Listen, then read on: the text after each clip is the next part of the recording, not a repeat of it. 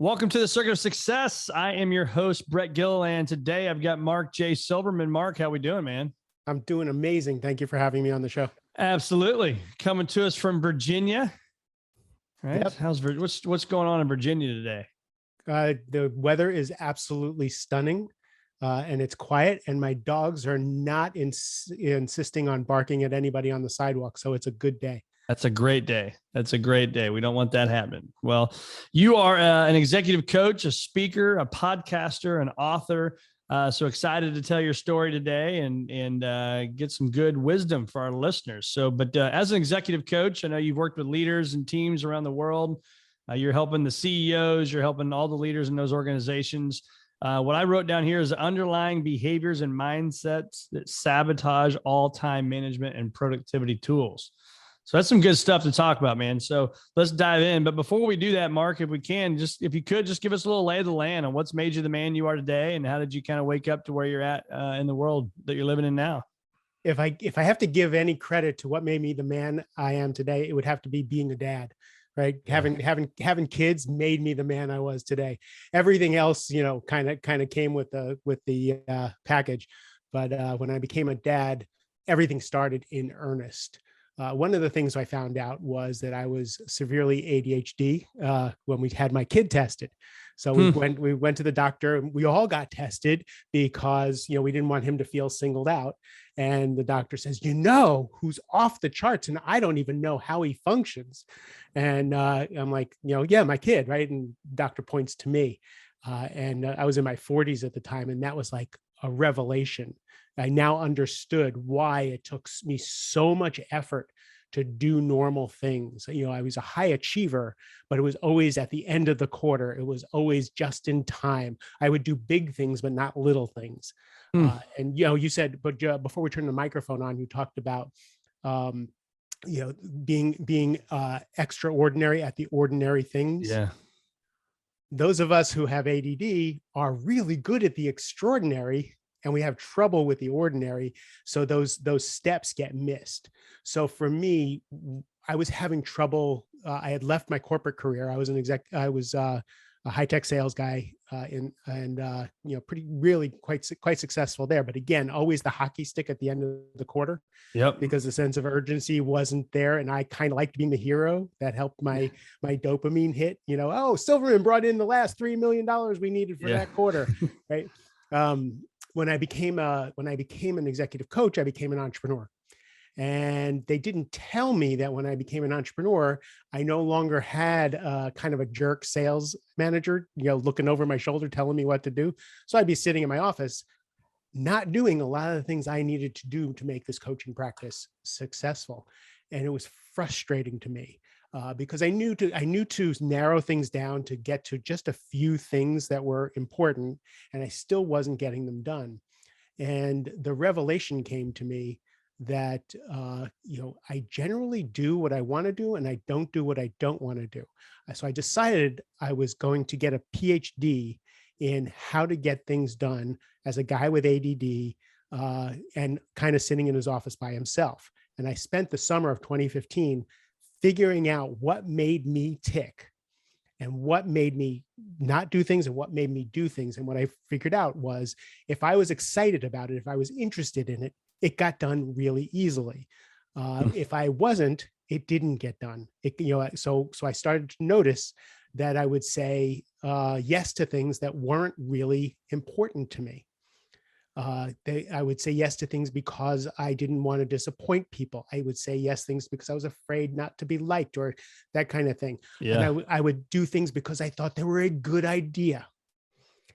So what happened was, I started collecting all this stuff. I wrote it into a book. I thought I would sell a copy to me and maybe my mother, and 1,500 copies sold the first day. And then over that month, people started giving this book to, CEOs and leadership teams and things like that. And I'd be getting calls about this great new system that I had come up with called Only Tens. And it was a shocker to me. So I was a guy with ADD trying to figure out how to get things done. And it seemed to apply to a lot of people in the world who were already successful. Yeah, that's incredible, man. And there's a lot to dive in there. It's funny when you say that about if you want to do it and you're excited about doing it, it comes easily. And I even go back as we're doing a little project in our basement right now with our workout room, making it a little bit bigger. And, you accumulate crap in your house, right? Wife, 4 kids, we got a basement in our storage. It's like, oh my God, this is embarrassing. But we rented a dumpster. We're going to start throwing things out. And I can't tell you how productive I was in that day. If you'd have just said, hey, Brett, go down and clean the basement, I'd have been like, oh, I would not want to do it.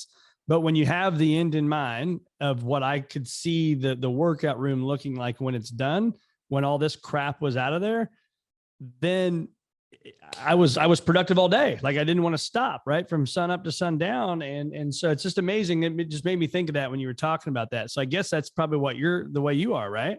So the same thing, I have a basement story also. So I have this big unfinished basement, plenty of room for everything. I moved into this house, and my ex-wife sold her house. And she moved into an apartment, and my kids had all this stuff. My kids are out of the house. I'm a little older than you. And she said, can you take some of this stuff that we're holding for Zach and Jake? Can you take some of this stuff? And I'm like, sure. Nobody goes in my basement. I bought these shelves. We can just put them on the shelves. So we started, they had a lot more stuff than I thought that they want to keep from their childhood to give to their kids. My kids are more sentimental than I thought they were. So my basement just exploded with stuff. And plus I had a bunch of stuff that I had just never unpacked in the basement. And I bought these shelving units and I put them up and everything. And every day, every couple of weeks, I'd be like, I put it on my list that I really want to get the basement organized. I really need to get the basement. And I have my gym in the basement. So my gym part, because I really wanted a gym in the basement, my gym part is beautiful in the basement. Yeah. The rest of the basement is crap, right? So it wasn't a 10, it wasn't a 10, it wasn't a 10. And one of the things that I know about myself is if it's not a 10, it's never going to get done. If it's a 10, it'll get done. And then one day I was just kind of in my office and I thought, oh, you know what? I need a new shelving unit. Because they brought more stuff over. So I ordered a bunch of shelving units. As soon as the shelving units came in from Amazon, I brought them downstairs, I put them together, and all of a sudden it was a 10. All of a sudden, you wouldn't think I have ADD. You wouldn't think that I procrastinate on anything. I organized the entire basement, put everything on shelves, vacuumed behind, got the crickets up and all that stuff, and got it all done. Why? Because at that point, it was time for it to be done. Right. So I trusted that intuition. And that's the whole thing. And we can get into that a little more when we talk about the system. Yeah. And so when you talk about the only 10s, that's what you're talking about. Then it'd be on a scale of 1 to 10, and it comes a 10 on your list, then it's going to get done, and it's going to get done really, really damn well. Right. And it always does. I've been wildly successful in everything that I've tried to do. Yeah. I've just not been successful at, did I get my expenses paid, into the system at the right time? Did I get these little things done? So it's really been an interesting learning experience. So let's talk about what a 10 is. Yeah, absolutely. So for me, what I realized was, if we put everything on a scale of 1 to 10, if you look at your to-do list, and what I do in my workshops is I have everybody put everything on their to-do list, just do a brain dump. And then they'll have 2s on their list. They'll have 5s on their list. They'll have 8s and 9s, and then they'll have a couple of 10s.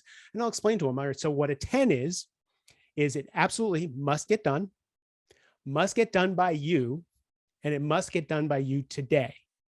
Right. So it's 10. When we do a 10, it's only for today.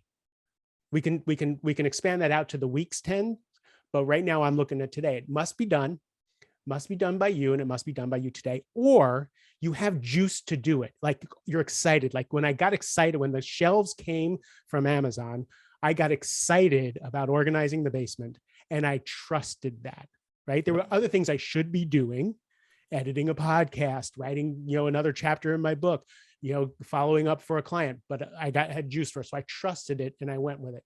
So then when they start looking at what their 10s are, and usually they're like, I'm so overwhelmed, I have so much to do, everything's on my plate. When they start looking at everything and there's only a couple 10s, I say, okay, now what on your to-do list now are 2s and 5s and 8s are somebody else's. Somebody else put it there, but you didn't set a boundary, right? So somebody put something on your plate and said, you should do that. What's on your plate because you think it's a really good idea? It should be done. It's really such a great idea. I can't tell you how many ideas. I'll make money on this. It's really a good idea. And I never get to it. How many things are on your to-do list that were on your to-do list yesterday, the day before, and the week before. And it's just a placeholder because you don't want to forget about it. Great. Now I start having crossing those things off, right? And the 5s go away and the 2s go away and the 8s go away. And then we get to the 9s. And that's where people like hold on for dear life. Yeah. And I'm like, so was your 9 on your list yesterday and the day before and the day before? Yes. Are you really, and I get them to see that they're never actually going to get to it, or it's something they don't want to do and really should be delegated, right? I work with a lot of CEOs who are doing things that just shouldn't be on their plates, and they never seem to get them. They're visionaries. If you're a CEO, you're a visionary. You're not a nuts and bolts person. But the conversation I have with a lot of my guys is they feel useless when they're only in their zone of genius. So when they're only in customer meetings, when they're only setting vision and strategy, when they're only doing, going on podcasts and doing, they feel like they're not really doing anything. So they really have to go over the expense reports, or they really have to go over these things. And then they realize that they're doing that so that they can have this feeling of control. Once I get all those things done, you only have 1, 2, or 3 10s every single day.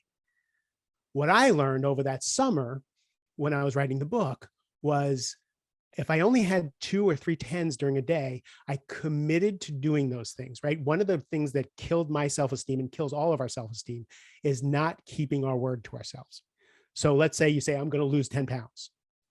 And it's a week later, and it's a week later, and it's a week later, you lose 10 pounds, or, I'm going to go to the gym this many times, or I'm going to, you say you're going to do something and then you don't keep your word to yourself. Right. Internally, that just knocks down your self-worth and your self-esteem over and over and over again. So for what I said was, if it's a 10, if it's 11:59 and I'm in bed and I remember I didn't do it, I'm getting out of bed and I'm going to do it. So I started keeping my word to myself, and I started keeping my list unbelievably small, so that if I said I was going to meditate, I meditated. If I said I was going to send out a proposal, it went out. And what I found after 2 or 3 days was I started doing my 10s, and then I started looking at the rest of my list that I wasn't looking at that were 10s for another time. And I started getting more productive. I started doing things that I actually was excited about. And I started following my intuition.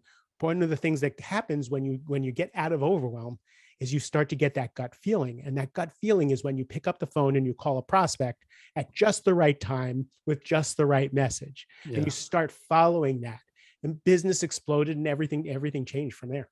Yeah, I think there's power in getting something checked off of your list. I use our mission statement here: future greater than your past, helping people achieve a future greater than your past. I have a journal I've created from the last 20 years of stuff. And for me, I find when I'm in that journal and I'm actually coloring in a circle and I'm getting something done, there's power to that. And then it's like, okay, now let's make it a game. So I think if people can have a to-do list, whether it's on your phone, on paper, I'm a believer in putting it on paper. But that highlighting it or circling it or scratching it off, there's a massive amount of power there. And so don't overlook that, and use that to-do list as a place, as a work plan, a blueprint, if you will, to have a productive day and a productive life. Right. And then, but getting those 10s, like you said, done, now all of a sudden you are going to the other 10s that are weeks away, or the 9 or the 8 or the 5. Right. And because you just want to keep checking things off the list. Yeah. But see, I won't let my people do the 9s and the 8s and the 7s. Because again, if they didn't make it to 10, there's no reason to be spending time on it. I'd rather them go skiing or something. But again, one of the things is it's a badge of honor to check things off of your list. The question is, are you getting your self-esteem from just being so productive because you're checking things off your list, or are you checking things off your list that are going towards the thing that is important in your life, right? So if there's certain things that have to happen in your business, and you're checking off the things that actually move things forward that are yours to do. And part of what is yours to do if you're in leadership is the accountability, is checking on the things that you delegated, giving feedback and doing that particular thing. But have you checked off the thing on your list? Are you going on a date with your spouse? Have you done the things with your kids? Are you actually doing the things that are important to you? Because I'll work with people who procrastinate, and I work with people who are workaholics. and they both get their badge of honors from some, a different place. But those people who are workaholics, they just love spinning their wheels and getting things done and doing, because they're avoiding the rest of their lives. So how do we make it so that, we do this 7 habits of highly effective people, of essentialism, of all the books that were ever written on what your values are? How do we actually, work with our internal, guidance system to spend the time on those things? And that's what I've always had trouble working with. And that's how I came up with this for myself. Yeah. And I think too, so I 100% agree with that. I think where I was even saying is the things that maybe an 8 or a 6 or a 5 are things that have to be done. They have to be done by me, and I need to do them today. But I think was that using the ADD analogy there for me is, if it's not a 10, like I'm fired up about it, but we still all have things in our life we don't want to do. Right now, I can build a team around me and have that delegation, but there's still something I need to make that one phone call. And if I'm not excited about it, but I still got to go do it. No, but see again, if it has to be done and you're not excited about it, then it's a 10. Right? If you said you were going to call someone on Thursday, that's okay. So that's where I guess that's okay. That's so I want to be really clear on that. I'm really asking people to be ruthless. Yeah. If so it can't make it to a 10, if it can't make it to it, really, either it really has to be done. So let's talk about what for me, the driver isn't ever the thing on the list. It's everything on your list has a qualifier. So everything on your list either is a consequence you want to avoid. Yep. Or a reward that you want, right? So let's talk about that phone call that you want to make, that you don't feel like making, but you need to make. The reward is, oh, I will call them, maybe I'll make a sale, or I'll call them and I'll fix a problem, right? Or, if I don't call them, I want to avoid not keeping my word. That sometimes for me, the 10 is just, I want to be a person who keeps their word, right? So then that's how I elevate it to that level. If I said I was going to do it, I'm going to do it. So the other qualifiers, again, for me, it really confronted my internal clock. I can look at someone's to-do list of what's on there and what's not, and tell you how they were raised, what they're afraid of, what their personality type. Mm-hmm. Right. So for me, if I look at a list, if I look at my list, what is it that I'm afraid to delegate? Am I holding on to control for something? So I'll confront each thing. Am I afraid to set a boundary? And that's where the difficult conversations come in. So once I decided I was going to be committed to my own life and getting my own things done, all of a sudden now I had to have difficult conversations of setting boundaries, of asking for help, of creating agreements, renegotiating. I said I was going to do this for you Thursday, but I actually can't get this done for you by Thursday. Is it okay if you have it by Monday? Right? All of a sudden, I've now alleviated some stress. And those difficult conversations is, for me, where life starts to happen. My relationships become more honest. My relationships become more intimate. I feel better about myself.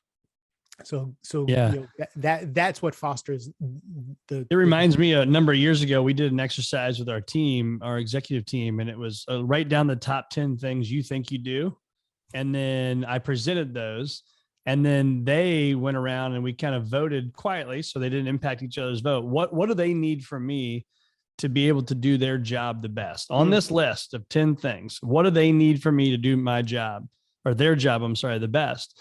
And it was amazing. It went back to these 3 things, and it was like, I call it leadership permission. It's like, now I feel like I have the permission from our team to do the things that I'm uniquely qualified or have brilliance to do. Because sometimes you just get the hell out of the way, Brett. This isn't your thing, right? Right. And I think that permission for me was good, to not have that guilt or frustration of like, I'm not doing enough. Because as an entrepreneur, as a founder of a firm, as a CEO, you want to have your hands in everything. And as things grow, you want to get rid of it. So for our listeners, that's what I would tell them, is find that team for you, get permission from them and what they need for you to get the hell out of the way. That's such a good exercise. Yeah. It was very, very helpful. So talk about fears. I spent a lot of time talking about that. So the fears, either your own or people you've worked with, how many of the fears you've put in your mind have actually blown up to the magnitude you put them in your mind to be? Almost none, right? Yeah. Almost none ever. Yep. And so talk about that. Why is that? Why as humans, yesterday I was just having this discussion. Actually this morning, I was having that discussion with somebody, And I said that to him. I said, I pointed to the microphone. I was in a different meeting. I said, I've asked this, 300 times, how many of the fears we put in our mind blow up like that. And it's zero. But yeah, as entrepreneurs and business owners, leaders, parents, whatever it may be, we put those things. I always say you get this little guy on your shoulder over here talking in your ear, telling you the bad stuff. Why do we do that as humans, you think?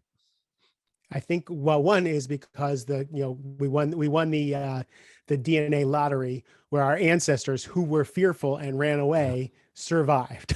The ones who were looking for danger and got out of the way, they survived. So that's part of it. But the other is, I think we a lot of us beat ourselves into submission to be successful, right? So we think that we need to beat ourselves up to be motivated. We need to be scared to be motivated. A little fear, how many times have you heard, a little fear is a good, because I'm a little scared of living under a bridge, so it makes me work harder. Right. So that's kind of the whip we use. I was just talking to a CEO yesterday who has built multi-million dollar companies. He's a serial entrepreneur, just crushed it in everything that he's done. But he asked me if I could just, do his 10s with him every Friday for the following week, just for a month, because he's just not getting stuff done. And finally, he said, I think I did more this week than I thought I did, so I can feel good about myself. And I said, hold on. What's your success criteria for feeling good about yourself? Is it you checked off a bunch of these things? Right? It's not that you grew your revenue by 25% last year, right? Even though you didn't check off all the boxes and do the right things and all that stuff. It was so interesting to me that he was grading himself on the things he was terrible at, which was doing some of the day-to-day work. But the visionary stuff, every time he's in a sales meeting, every time he's with his organization, it grows. He's not giving himself the credit for the zone of genius, but instead he's got to beat himself up because he didn't get all the things on his to-do list done. Yeah. So let's talk about the conversations that you can have to change your life. I mean, I think those are really important, right? And you mentioned something earlier too about communication, and it made me think about the more we over communicate, the more clarity there is for everybody at the table, right? Again, this is personal and professional. The more clarity there is, the better. So what conversations can we be having with either ourselves or others that can change our life? So setting boundaries is the first one, right? Knowing what I want, knowing what I'm willing to do, what I'm not willing to do, what I want to do, when I want to do it, that kind of thing.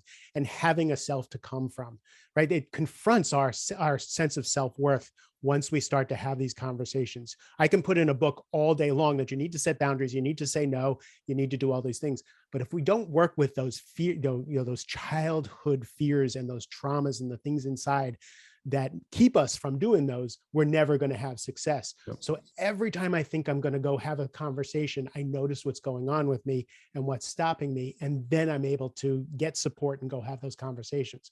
So setting a boundary, saying no. I can't, I don't know how many, I don't know if you're a people pleaser in any way, shape or form. I'm a recovering people pleaser. Saying no to me it was like death. Because I'm my personality type, I'm an Enneagram 2, right? I'm the helper. I get my value by how much I've done for you and how much you thank me for how much I've done for you, right? That's where I get paid. So for me to say no is like a little death. And it wasn't until I started to deal with that I realized I could say no. So one of the things I teach people who have trouble saying no is, instead of saying no, why don't you say, may I get back to you? So that gets rid of the automatic yes. You're not saying no, but now you can think about it. So may I get back to you? Now you can phone a friend. You can think about it. You can decide what is it that you are willing to do, want to do. Where is your choice in this matter? And then you can go back 5 minutes later, 1 minute later, 2 days later, and say, yes, I can do this, or no, I can do this, but I can do it next Tuesday. The other things are asking for help. How are you at asking for help when you're overwhelmed with stuff or you can't figure something out? You good at picking up the phone and just saying, I don't know how to do this? Yeah, I think so. I mean, it depends on the thing, because sometimes, your pride can get in the way too and be like, I'm just going to grit through it and get it done and I'll figure it out or I'll do the research. But I've learned as I've gotten older that I can save a bunch of time and energy and emotion by calling the person that knows how to get it done and get it done the right way. And I Right. can And if learn there's from someone it. on your team who is spinning their wheels on something and it's not Yeah. something they can Google, right? Yeah. But they can call you and say, hey, I'm working on this thing. I just need this piece of information. You give it to them, you send them off on their thing. So asking for help is another difficult conversation. Yeah. And the biggest conversation that I have to teach people is the feedback accountability loop. So, how many times have you had expectations of people where they've let you down because you just have this expectation that they're going to do their job, they're going to do their job well.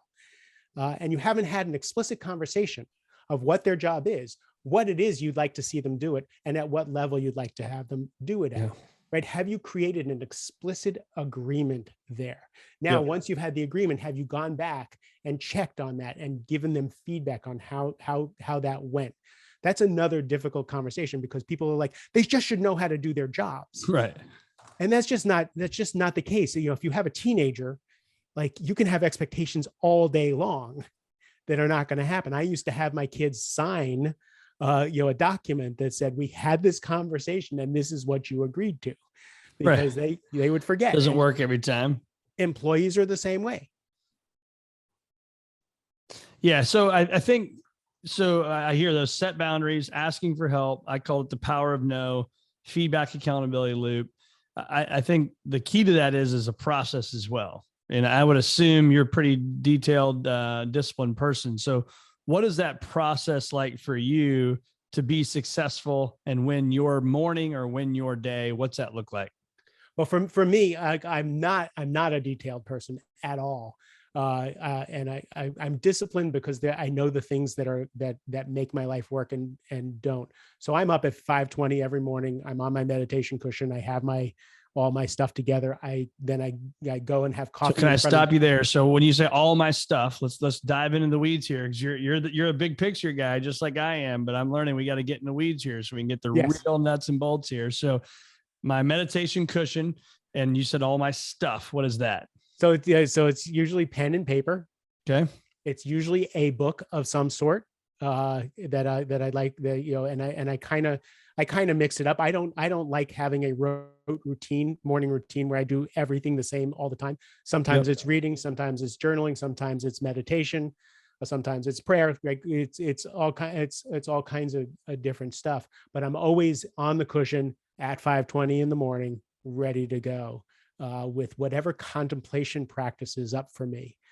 It doesn't have to be long. And I teach this to every one of my clients. You have to have some time, even if it's just sitting at the table with a cup of coffee, staring out the window with no phone or no anything, to be with yourself. If you can't find that homing device with with yourself, you'll never be able to make decisions and choices from a grounded place.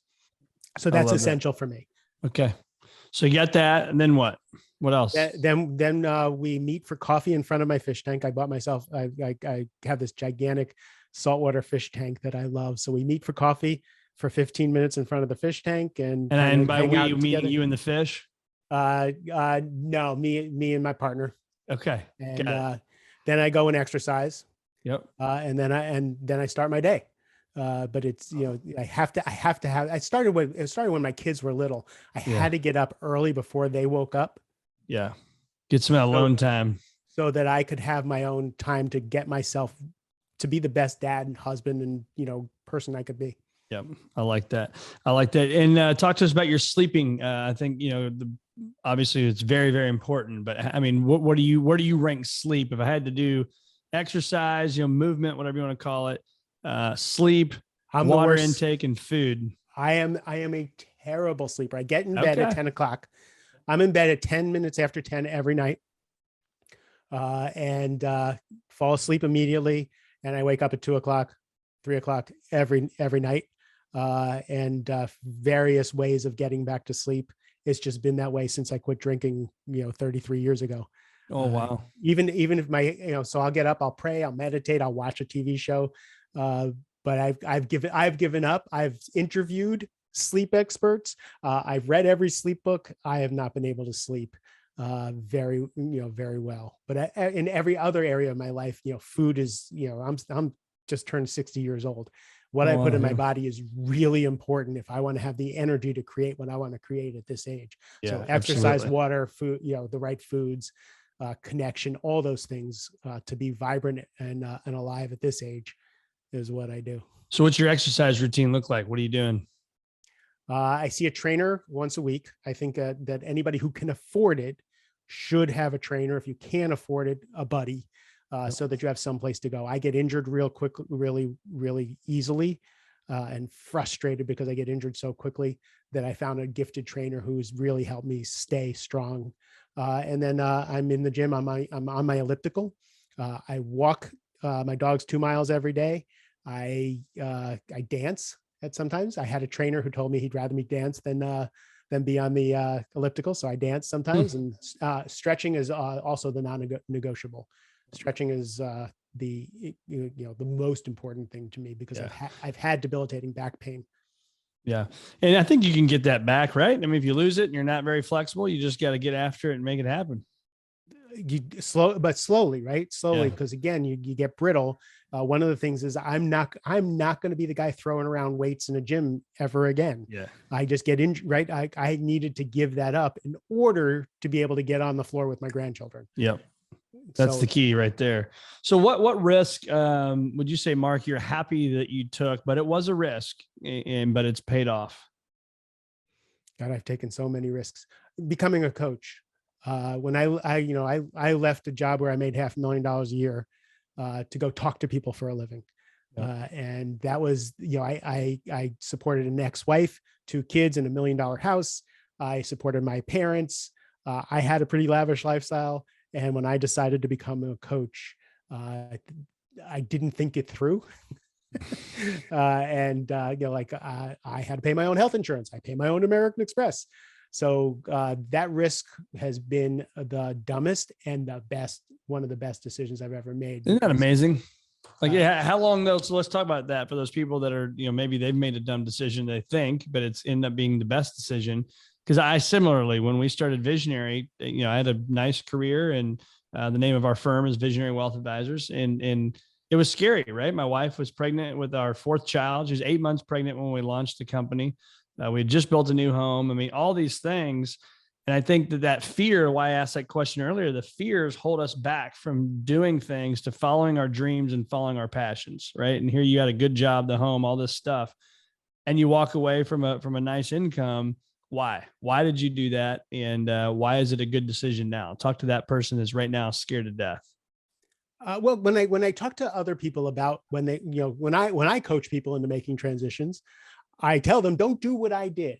I suggest that you kind of do the dual thing for a while. Like for me, what would have worked would be coach on the weekends and keep my income until I can build a coaching practice. Yeah. I'm single threaded. Once I'm done, I'm done. Once I'm done with a job, I walk, right? Like I can't do 2 things at once. So I had to go, I'm done with sales. I am now a coach. And I dove in and I decided, I had enough in the bank to go for a while, and until I didn't. Because I had, as soon as I became a coach, I had 6 clients immediately. 6 people who were my customers were like, whatever you're doing, Mark, you've always been helpful outside of business and all that stuff, we're in. So I had 6 clients, but I wasn't charging the kind of money I needed to charge, to be able to take care of my family and everybody. So I thought, okay, this is going to be a breeze. And every coaching school says, 6 figures immediately and all that stuff. Yeah. So, I got to 6 figures pretty quickly, but that wasn't even enough to take care of everybody. Sure. But, diligence, doing my own work, creating my business, working really hard. And I got my income level back to what it was as a sales guy. But it took believing in myself. It took getting really scary on resources. It took going from being a millionaire to being in debt, taking care of everybody and still believing in my vision and what I would do. And then the ship righted itself. Yeah, I think that's the key thing right there, is that believing in yourself. I talk about in the circuits of success, your attitude, your belief system, your actions ultimately get the results you want. But that belief is a huge one, because I can tell you all day to go out and make this many phone calls or do this or do that. And that's the action part. But belief in yourself, having faith that what I'm doing, even though there's no results showing up, even though it's not showing up on my bank account, you got to have the long-term strategy to believe that, and then the results will show up. But it's really, really hard in the moment. The way I did it though is also, again, that contemplation practice, right? So for me, getting really quiet, having a relationship with what I'll call God, and feeling that guidance when I know that my guidance is, in alignment with where I should be, even when things look like I shouldn't be doing it. But I don't trust just that. I have a posse of people. I have my group of people who I trust, who also say, no, you're still on the right path, who will tell me if no, dude, you really need to go get a job. You're kind of not on the right path. Even my ex-wife was like, who depended on me. She wasn't working. She was like, you were born to do this. I trust you. I believe in you. I support you. So I had both people, I had my own inner guidance, and every step of the way I checked in. Am I doing the right thing? Am I misguided in some way? And that's how I knew the compass was pointed in the right direction. What would you tell, you said you're 60. What would you tell your 40-year-old self right now? Stop buying Mercedes and Lexus. Like a Chevy is just fine, Danny, because I grew up poor. So once I could afford it, I love driving nice cars. And when I stopped having that income, I still, bought my nice cars and lived a certain lavish lifestyle. So that's one of the things I would say. And the other would be to start writing earlier. Okay. Trust yourself and write it. Put it on paper, huh? Well, writing books, I've had a couple books whose time came and went, and I just didn't hunker down. So I'm writing this next book, and committed to having this done now. I love it. So Mark J. Silverman, where can our listeners find more of you? They can go to markjsilverman.com. And if they go there, actually, I'm going to give you a URL. It's going to be markjsilverman.com/circuits of success. And there is a bunch of resources. A lot of my clients have ADD and refuse to read my book. So they want like little 5-minute videos of everything I talk about. So I put those on a webpage for your listeners. Oh, and thank you. I put a free copy of the book on the webpage. Also, they can download it for their Kindle from that webpage. Awesome. Well, thank you very much. We will put that in the show notes as well. Send people your way. And Mark, if you're in the St. Louis area, man, look me up. We'll connect. Awesome. Thank you. Thank you for a really great interview.